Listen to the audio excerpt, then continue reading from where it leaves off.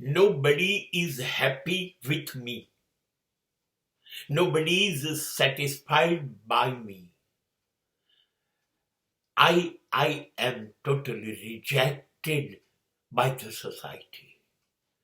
મારો જિંદગી સાથે અનુભવ એવો છે કે મારાથી કોઈ રાજી નથી, મારાથી કોઈને સંતોષ નથી.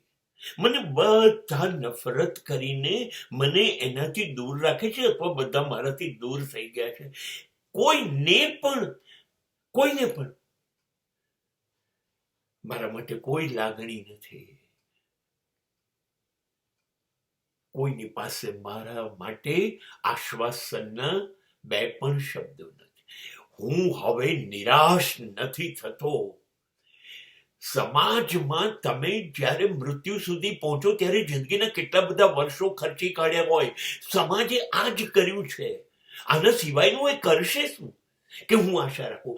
નહીં, આ સમાજ ઈશ્વરને પણ મંજૂર નથી કરતો, ઈશ્વરને પણ સંભળાવી દે છે, ઈશ્વરને પણ નફરત કરે છે. તું કામમાં આવે તો ઈશ્વર, નહીતર ઈશ્વર શેનો? તે મારા માટે શું કર્યું છે? તેમ મને સુખ નથી આપ્યું, સમૃદ્ધિ નથી આપી, તેમ મને કશું નથી આપ્યું, તેમ મને બધી વસ્તુઓથી દૂર રાખ્યો છે, બીજા બધાને આપે છે.